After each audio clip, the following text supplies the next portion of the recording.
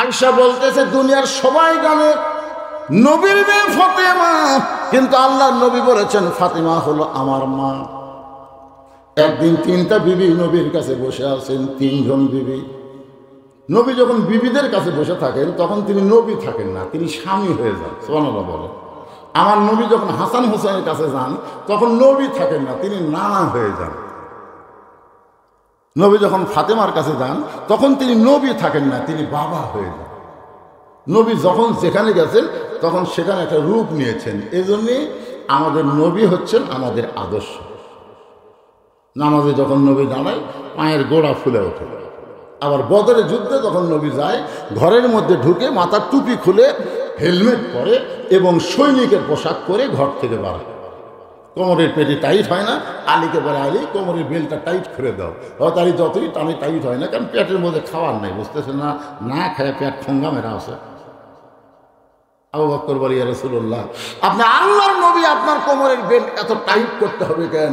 রাসূল বলে আবু বকর, আমি আল্লাহর নবী যেমন ঠিক আজকে বাতিলের বিরুদ্ধে হকের পক্ষে, আমি হব আল্লাহর সেনাপতি। জয়গান সুবহানাল্লাহ।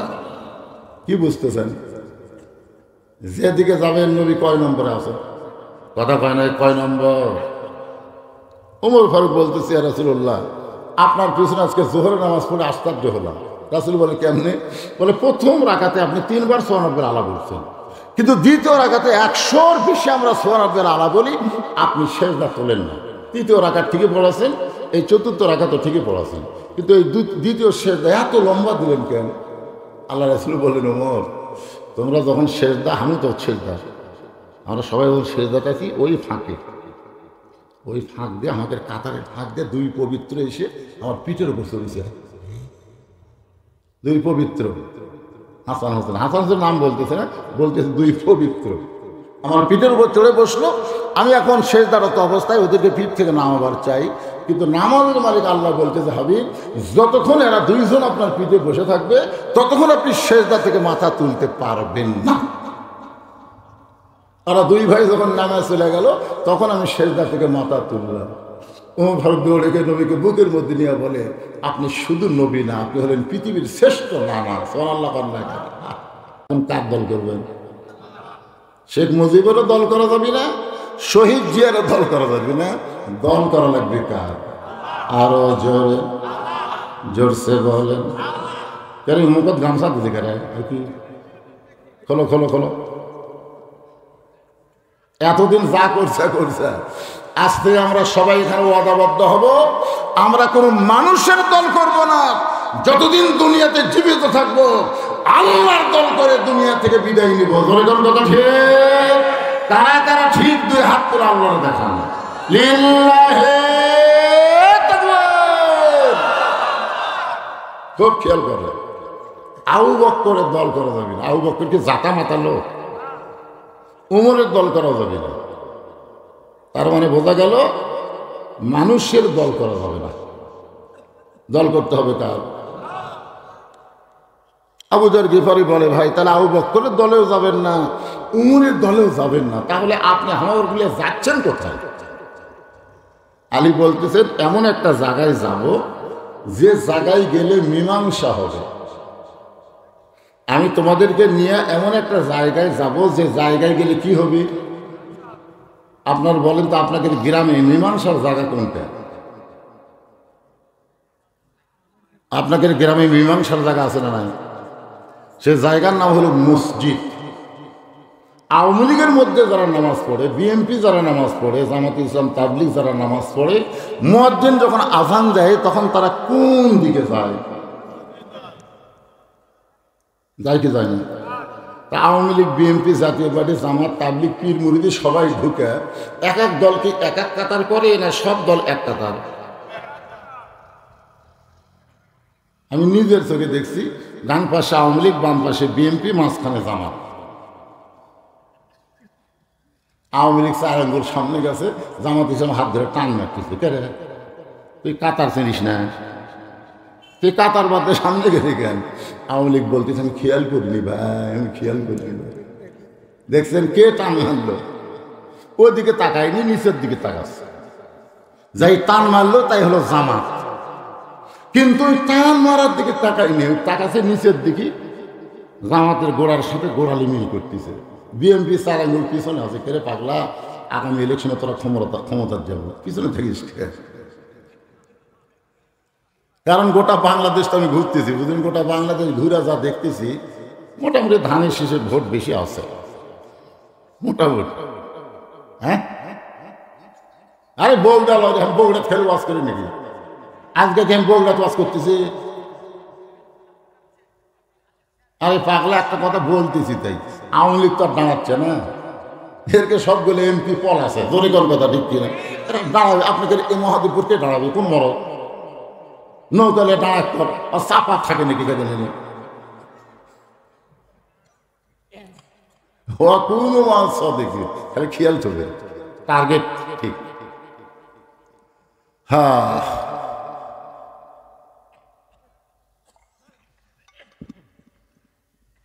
পিছনে আছে এখন জামাতে ইসলাম ঠেলতেছে, কে কাতার জিনিস নাই। তার মানে বোঝা গেল মসজিদের মধ্যে যখন যাবে তখন 14 দল 20 দল বেড়ে ফেলে দিয়ে সব মুসলমান এক কাতার হবে। ধরে কথাটা ঠিক কিনা? হযরত আলীর সামনে সামনে হাজার হাজার সাহাবী পিছনে পিছনে, সমস্ত সাহাবরা চিন্তা করতেছে হযরত আলী আমাদেরকে কোথায় নিয়ে যাবে, যে জায়গায় গেলে মীমাংসা হবে। এমন একটা ঘরের দরজায় হযরত আলী দাঁড়াইলেন, যে ঘরের ভিতরেই আল্লাহর নবী আছে। হযরত আলী ঘরের দরজায় দাঁড়াচ্ছে, ইতিমধ্যে আবু বকর দৌড়ে এসে বলতেছে, আলী ভাই আপনি এত দেরি করলেন কেন? আল্লাহ রাসূল সবে সাদিকে বিদায় নিছে, তাকে তাড়াতাড়ি দাফন করা লাগবে। কিন্তু উমর এমন গরম আছে, ওর কারণে আমি গ্রুপে আসবার পারতেছি না। আপনি যখন আছেন আমার সাথে থাকেন, দাফন করতে উমরের বাপেরও ক্ষমতা নেই আর বাধা দিবার পারবে। উমর ফারুক দৌড়ে এসে বলতে, আলী ভাই আপনি সবচাইতে জ্ঞানী মানুষ, আপনি বলেন তো রাসূল দাফন হবে? হযরত আলী খফ করে দুইজনের হাত ধরেছে, ডান হাতে আবু বকর, বাম হাতে ওমরকে ধরে বলতেছে, আপনারা দুইজন হলেন 1 নম্বর 2 নম্বর। রাসূল বলেছেন এই দুনিয়াতে 10 জন সাহাবীকে জান্নাতের সার্টিফিকেট দেওয়া হয়েছে, তার মধ্যে 1 নম্বর হলো আবু বকর, 2 নম্বর হলো ওমর। আল্লাহর নবী বলেছেন আমার পরে কেউ যদি নবী হতো লাউকানা ওমর, নবী হওয়ার সব যোগ্যতা ওমরের মধ্যে আছে, কিন্তু বিশ্ব নবী শেষ নবী হওয়ার কারণে আল্লাহ তাকে নবী করল না, তবে নবী হওয়ার সব যোগ্যতা আল্লাহ ওমরকে দান করেছে। তো আপনারাই হলেন 1 2। তো আপনারাই যদি ফিতনা করেন, এই সাধারণগুলো কি করবে? আপনারা বলেন তো, নবী নূরের তৈরি না মাটির তৈরি? এটা কি সাধারণ লোক ফিতনা শুরু করছে না আলেমরা করছে? কথা বলা লাগবে, কথা বলা লাগবে। আজ থেকে 20 বছর আগে আমারে কেউ প্রশ্ন করেনি নবী কিসের তৈরি, কেউ প্রশ্ন করেনি। কিন্তু এই আলেমরা যেদিন থেকে একদল কয় নূরের, একদল কয় মাটির, সেই দিন থেকে কিন্তু সাধারণ লোকের মধ্যে ফিতনা ঢুকে গেছে। আজ থেকে 20 বছর আগে তার আগে 8 রাকাত না 20 রাকাত, কোনো লোক বলেনি। জোরে কম কথা ঠিক কিনা? এখন এসে কয় হুজুর তার আগে কয় রাকাত? তো 7-8 জুতা মারা দরকার। তোর বাপ কয় রাকাত পড়ছে? 20 রাকাত। তোর দাদা 20 রাকাত। তো তুই আবার ফতুয়া চাস কে? তখন আমার এক ভাই সৌদি আরবে কাম করবে গেছিল, ওই কাম করে এসে ওই হাত বাঁধে এটি পাও করে ফাঁক, আর তার আগে পরে 8 রাকাত। ওর ভাই সৌদি আরবে কিষান খাটতে গেছিল, রাস্তার কাগজ খুলে বাড়িতে ওই মুক্তি হয়ে যাচ্ছে, মুক্তি। আচ্ছা ফতুয়া দিছে তার আগে 8 রাকাত, আর পাও করছে ফাঁক, আর হাত বাঁধিছে এটি, ওই এক মুক্তি হয়ে গেছে। কথা কন আরে রমজান মাসে একটা নফল ইবাদত করলে অন্য মাসে একটা ফরজের মতন আল্লাহ সব দিয়ে দেয়। রমজান মাস তো ইবাদতেরই মাস, আর সেই মাসে 8 লিয়া 20 লিয়া ফেতনা কিসের? কারণ ফেতনা আগে ছিল, কিন্তু যতই দিন যাচ্ছে দেখবেন এই শবে বরাত, এই শবে বরাত আর বলে নাই। সারা জীবন আমরা হালাল কি খেলাম, এখন তো সয় বরাতি নেই।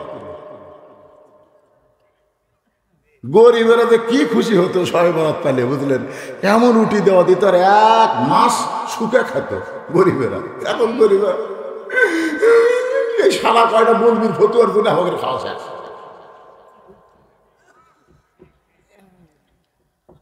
কি মন খারাপ করতেছেন? যতই দিন যাবে ততই ইসলামকে কাটছাঁট করে করে শর্টকাট ইসলাম হয়ে যাবে, শর্টকাট। ইয়া আইয়ুহাল্লাযীনা আমানুত্তাকুল্লাহা ওয়া কুনু মা'আস সাদিকিন। রে ঈমানদারেরা, কলিজার মধ্যে যদি আল্লাহর ভয় সবসময় রাখতে চাও, তাহলে সত্যবাদীদের তোমরা দল করো, সত্যবাদীদের তোমরা সাথে হও। এই জিনিসটা বোঝানোর জন্যই বলতেছে, একটু মনোযোগ দিয়ে শোনেন। হয়তো আলী বলতেছেন আপনি হলেন 1 নম্বর আর আপনি হলেন 2 নম্বর। আপনার 2 জন যদি নবী নিয়ে ফিতনা করেন, তাহলে সাধারণ সাহাবীরা কি করবে? আবু বকর বলতেছে তাহলে আমরা কি করব? উমর ফারুক বলতেছে আমরা কি করব? আলী বলতেছেন ভিতরে ঢোকা লাগবে।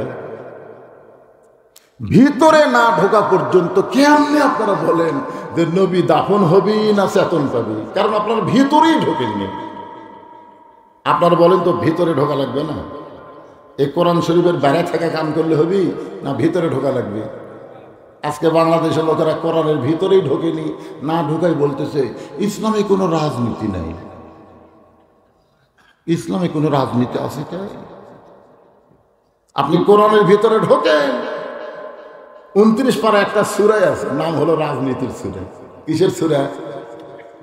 তাবারাকাল্লাযী বিয়াদিহিল মুলক ওয়া হুয়া আলা কুল্লি শাইইন কাদির। এই সূরাটা হাসিনা ভারতের যা বেশি বেশি পড়তেছে। হাসিনা কিন্তু কোরআন শরীফ পড়ে, কিন্তু এতদিন এই সূরা পড়েনি, বুঝলেন? এখন পড়তেছে। রে আমি না করলাম আমার বাপের দেশ, আমার দেশ, এ দেশ থেকে কোনোদিন পলামো না, তাহলে আমি কুটি। তখন সূরা মুলুক পড়তেছে। 5 তলার উপরে 1.5 লাখ টাকার খাট, 12,000 টাকার কম্বল গাওয়াত দেয় ওড়ে। তার মানে রাত 9টার সময় বলতেছে আমার বাড়ি আমার ঘর, আমার নামাইকে। এই বেটা ঘুমাইছে, এই কথা বলে বেটা ঘুমাইছে। এখন 2 কান্দের 2 ফেরেশতা বলতেছে যে আল্লাহ মানুষ যখন ঘুমায় তখন একটা দোয়া পড়ে, আল্লাহুম্মা বিইসমিকা আমুতু ওয়া আহইয়া। আপনার বলেন তো ঘুম দেওয়ার মালিককে, চেতন করার মালিককে? আর এই বেটা কি কইল যে আমার বাড়ি আমার ঘর, আমার নামাইকে। রাত 3টার সময় একটা ভূমিকম্প, খালি বিল্ডিং একটা কম্পন সৃষ্টি হচ্ছে। আজকে কিন্তু সিলেটে 13 সেকেন্ডের ভূমিকম্প আছে, আপনারা জানেন। আজকে যেই বিল্ডিং কাঁপা উঠছে এত ফোর্সে নামছে যে কম্বলের মধ্যে লঙ্গি খুলে আছে, ওটাও পর্যন্ত পড়ার টাইম পায় না, একে ন্যাংটা হয়ে নামছে। ফেরেশতাকে আল্লাহ হাসিলেন নামালা, তাই বলে এইভাবে ন্যাংটা করে নামালে। আপনার বলেন তো হাসি নাকি কাপড় চুপুর নিয়ে নামছে? কাপড় চুপুর নিয়ে নামলে এরশাদের মতন বাংলাদেশেই থাকতো, কিন্তু ন্যাংটা হওয়ার কারণে বিমানত করে ভারতে চলে গেছে। ধরে কোন কথা ঠিক কিনা? এই জন্য আমার সঙ্গে সকলে পড়েন, তুইজ্জু মান তাশা ওয়া তুযিল্লু মান তাশা বিয়াদিকাল খায়র ইন্নাকা আলা কুল্লি শাইইন কাদির। সম্মান দিয়ে 5 তলায় তোলার মালিককে, আবার অপমান করে ন্যাংটা করে নামানোর মালিককে, ভালো মন্দর মালিককে, সমস্ত ক্ষমতার মালিককে। তাহলে বোঝা গেল ইসলামের রাজনীতি আছে না নাই? আপনার সত্যি করে ইমান থেকে বলেন তো যে হাসিনা যে ভারতে চলে গেছে এটা বিএনপি জামাতের কাম, এই ছাত্র জনতার কাম? আমি সেই দিন 12টা পর্যন্ত ফেসবুকে দেখলাম, 12টা পর্যন্ত ফেসবুক অবশ্যই পলক, সিঙ্গার পলক, এই শালা ইন্টারনেট কাটা লিখছিল, বুঝলেন? ঠিক মতো দেখা যায় না। তো ভিপিএনের মাধ্যমে আমি দেখি না, ঢাকা শুনশান, কোনো মানুষ নেই। 12টার সময় দেখলাম যে শহীদ মিনারে 15-20 জন দৌড়াদৌড়ি করতেছে, আরবিরা কারফিউ দিয়েছে, পুলিশেরা তো খালি রাইফেল ধরে আছে। আমি চিন্তা করলাম আজকে যদি কোনো মতে হাসিনা ফসকান পায় তাহলে আগামীকাল থেকে আমার আর ওয়াজ করা হবে না। আমি তখন মসজিদে চলে গেলাম, 12টার সময় মসজিদে গেলাম, 1 ঘন্টা আমি কোরআন শরীফ পড়লাম, সূরা ইয়াসিন পড়লাম, বহু কিছু হলো, কান্দাকাটি করলাম। পরে জোহরের আজান আমি নিজেই দিলেন, আজান দিয়ে জোহরের নামাজ পড়ে মসজিদ থেকে আসবার মন চাচ্ছে না। 2টার সময় আমার বাড়ি আলি বলতেছে, কি এতে কাপড় বসলেন নাকি, ভাত খাবেন না? আমি ভাত খাবার আসে ফেসবুক চালু করে দেখি, ভাই যেদিকে তাকাই খালি পিপিলিকার মতন মানুষ।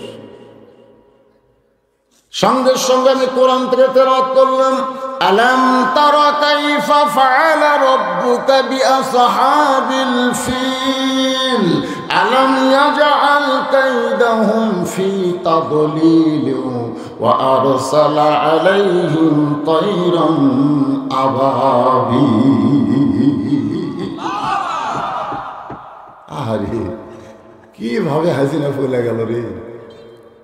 আহা, কি বুঝলেন? ক্ষমতার মালিককে জোরসে ইমানে বলেন, ক্ষমতার মালিককে। উদখুলু ফিস-সিলমি কাফা, আল্লাহ বলেছেন পুরোপুরি ইসলামের মধ্যে ঢুকে যাও। আলী বলতেছে, আবু বকর ভাই, ওমর ভাই, নবী দাফন হবে না ঘুম থেকে চেতন পাবে, এটা বাহির থেকে চিল্লা চিল্লি করার দরকার নাই, এটা ভিতরে গেলি বোঝা যাবে। এটা কার মধ্যে ঢুকলে? ভিতরে গেলি বোঝা যাবে। আবু বকর বলতেছে, তাহলে ভিতরে কে ঢুকবে? হযরত আলী বলতেছেন, এই ঘরের মালিক যিনি, তিনি যাকে বলবেন তিনি ঢুকবেন। ওই ঘরটা হলো মা আয়েশার ঘর। জোরেগণ কার ঘর? যে ঘরে নবী আছে, এই ঘরটা কার? এখনো যে ঘরে আছে ওই ঘরটা কিন্তু মা আয়েশার ঘর। যারা হজ করছে তারা জানে।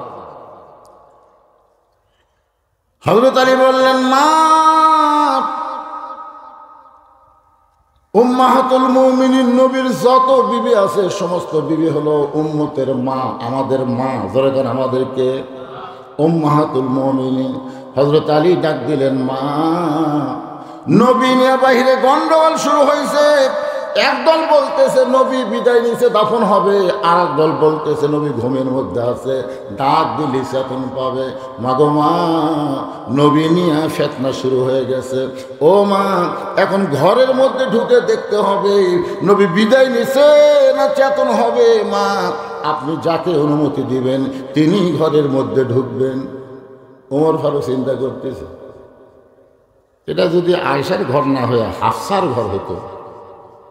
হাফসা মানে নবীর বিবি, হাফসা ওমর ফারুকের বেটি, আর আয়েশা মানে নবীর বিবি আয়েশা আবু বকরের বেটি। সুবহানাল্লাহ না কেন? বুঝছেন? ওমর ফারুক একদিন আবু বকরের সামনে কাঁদতেছে। আবু বকর বলে, কান্দিস কেন? বলে, কান্দার কারণে হলো ওসমান আলী নবীর জামাই হলো, তুমি নবীর শ্বশুর হলে, কিন্তু আমি। আবু বকর বলতেছে, তোমার মেয়ে নাই?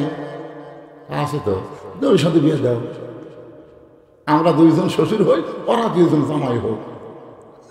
সুবহানাল্লাহ বলেন। তখন হযরত ওমর তার মেয়ে হাফসাকে নবীর সঙ্গে বিয়ে দিলেন। তাহলে বোঝা গেল 2 জন কি শ্বশুর। নবীর শ্বশুরকে আবু বকর, ওমর, আর জামাইকে ওসমান আর আলী। এমন সময় মা আয়েশা ঘরের মধ্য থেকে বলতেছেন, নবীর মাদ্রাসার 1 নম্বর ছাত্র যিনি, তদন্তের দায়িত্ব পাবেন তিনি। 6 লক্ষ হাদিসের হাফেজা। সুবহানাল্লাহ। মা আয়েশা কি সাধারণ নাকি? কারো নাম ধরছে? কারো নাম ধরছে?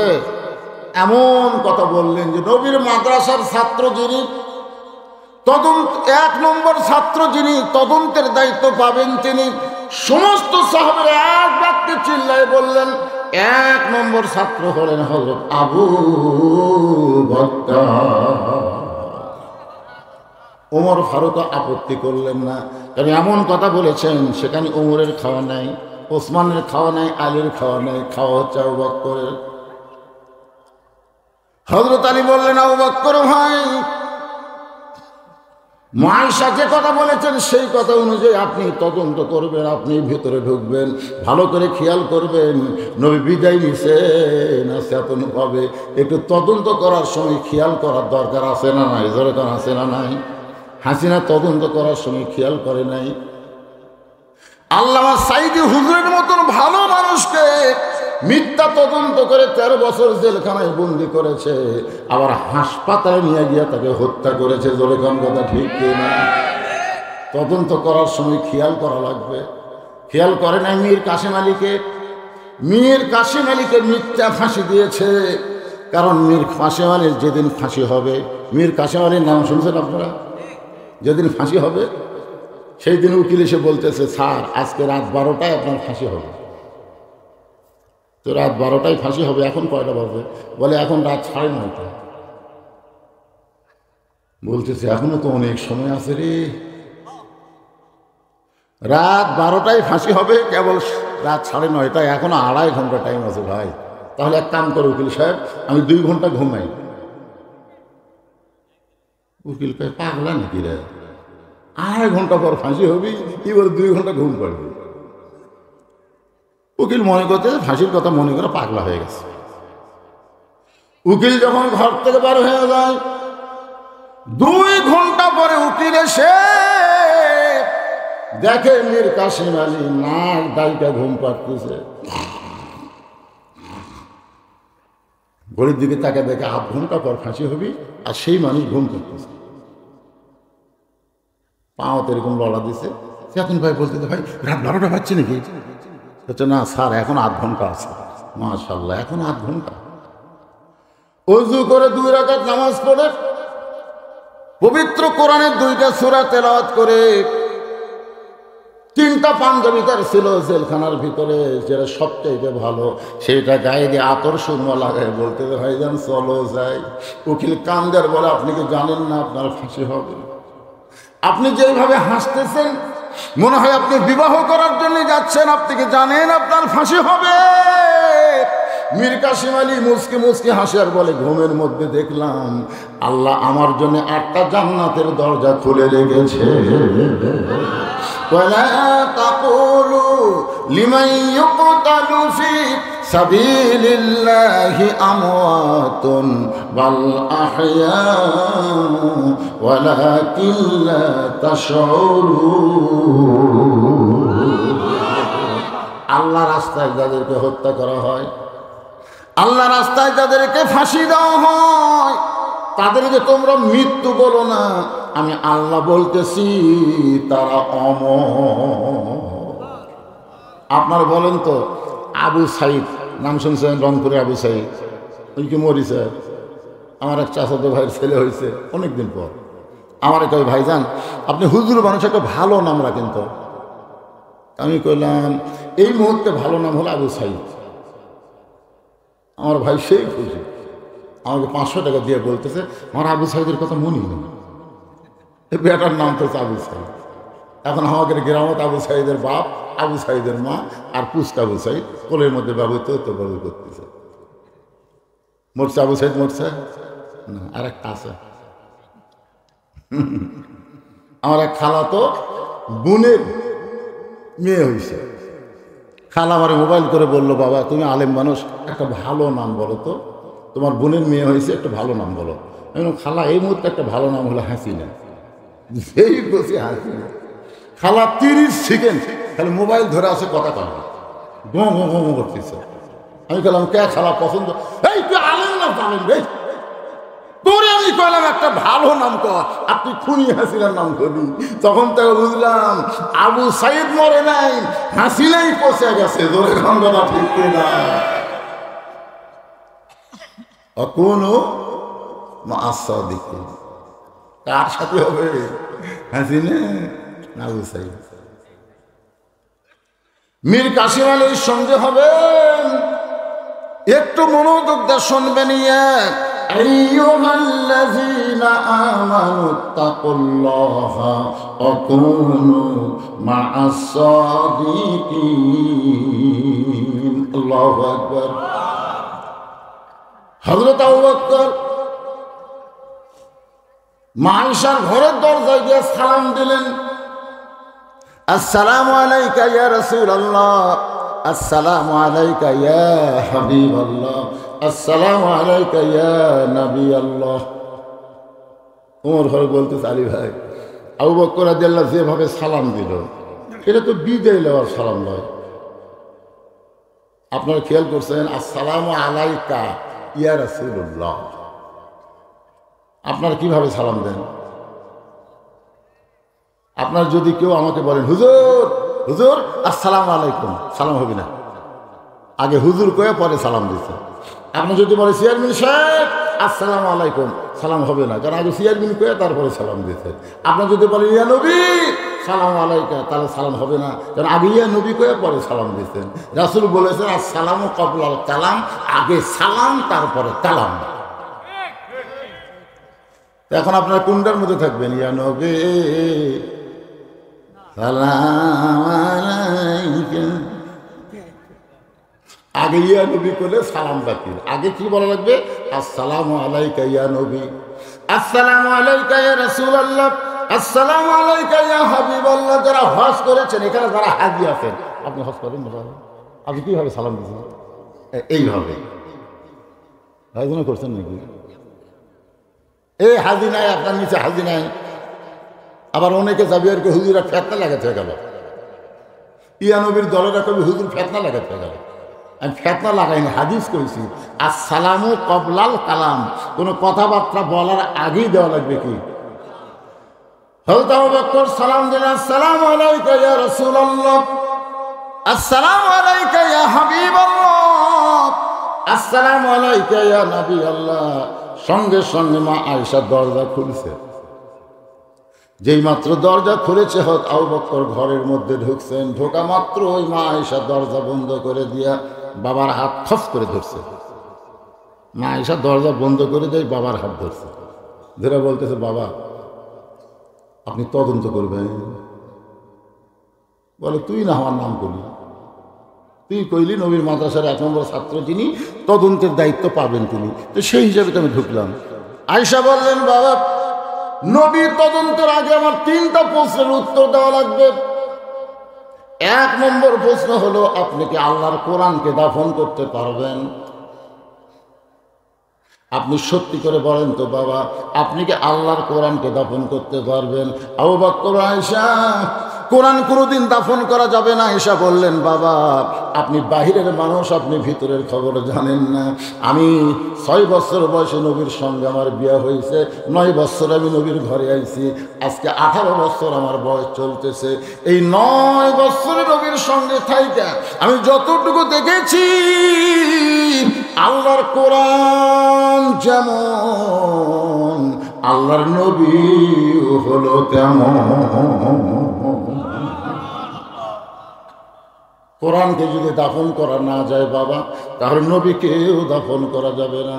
ও বাবা, আমার 2 নম্বর প্রশ্ন হলো, আপনি 6 বছর বয়সে আমাকে কার সঙ্গে বিয়ে দিয়েছেন?